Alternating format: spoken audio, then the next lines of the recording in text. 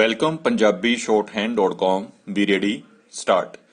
The petition also seeks a remand of the matter to the respondent number 1 for fresh adjudication of the application for conducting further inquiry in the matter of the original respondent number 2 and grant of permission to cross-examine as according to the petitioner the report of encroachment submitted by the was palpably incorrect.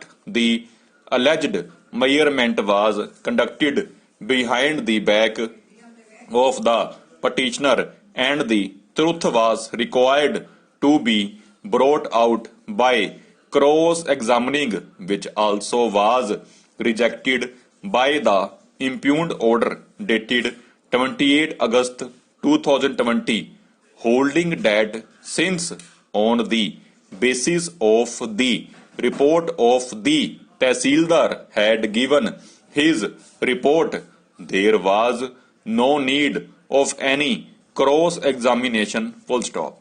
Learned counsel for the petitioner submits that the proceedings before the collector suffer from a misjoinder of parties and causes of action in as much as there were as many as 8 persons against whom the allegations of encroachment were made and a separate cause of action arose against each one of them, which was required to be heard and decided independently, and entertaining a joint complaint against all of them was not permissible, as each would have a separate defense and right to be heard, and therefore the matters were required to be separately registered and heard independently of each other, and failure of the collector to do so vitiates the proceedings. Full stop.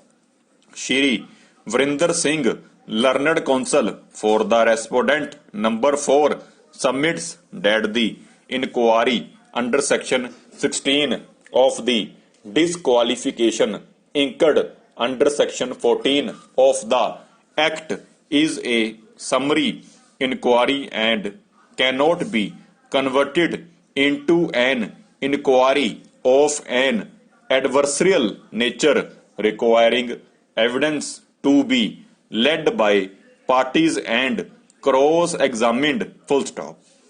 He submits that is not the scope and purport of such an inquiry. Full stop. By inviting my attention to section 16 of the Act, he submits that such an inquiry has to be made and decided as far as possible within a period of 60 days from the date of receipt of the application complaining incurring of a disqualification under section 14 of the Act. Full stop. Further, relying upon the proviso to section 16, he submits that the only requirement is of giving the concerned person who is alleged to have incurred with the disqualification a reasonable opportunity of being heard, for which he relies upon. Full stop.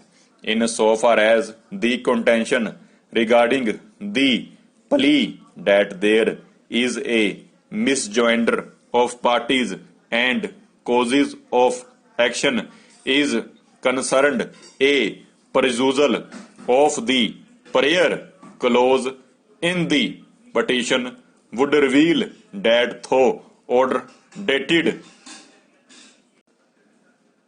Welcome PunjabiShorthand.com. Be ready. Start. The petition also seeks a remand of the matter to the respondent number 1 for fresh adjudication of the application for conducting further inquiry in the matter of the original respondent number 2 and grant of permission to cross-examine as according to the petitioner the report of encroachment submitted by the was palpably incorrect. The alleged measurement was conducted behind the back of the petitioner and the truth was required to be brought out by cross-examining, which also was rejected by the impugned order dated 28 August 2020, holding that since on the basis of the report of the Tehsildar had given his report, there was no need of any cross-examination. Full stop. Learned counsel for the petitioner submits that the proceedings before the collector suffer from a misjoinder of parties and causes of action, in as much as there were as many as 8 persons against whom the allegations of encroachment were made, and a separate cause of action arose against each one of them, which was required to be heard and decided independently, and entertaining a joint complaint against all of them was not permissible, as each would have a separate defense and right to be heard, and therefore the matters were required to be separately registered and heard independently of each other, and failure of the collector to do so vitiates the proceedings. Full stop. Shri Vrinder Singh, learned counsel for the respondent number 4, submits that the inquiry under section 16 of the disqualification incurred under section 14 of the Act is a summary inquiry and cannot be converted into an inquiry of an adversarial nature requiring evidence to be led by parties and cross-examined. Full stop.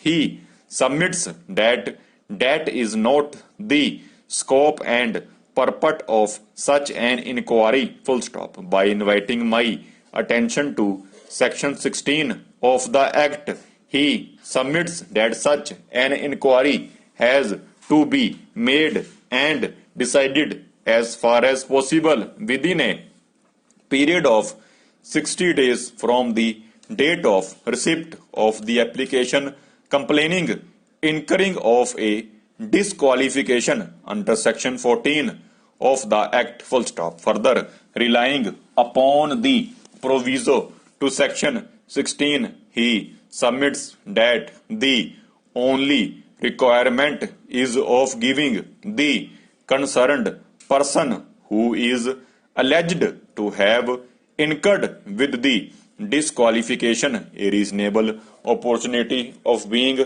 heard, for which he relies upon. Full stop. In so far as the contention regarding the plea that there is a misjoinder of parties and causes of action is concerned, a perusal of the prayer clause in the petition would reveal that though order dated 28 August 2020 is being challenged, the petition does not contain any grounds of challenge in so far as the rejection of the application dated 25 October 2019, whereby this ground was raised. Full stop. In fact, all grounds relate to the rejection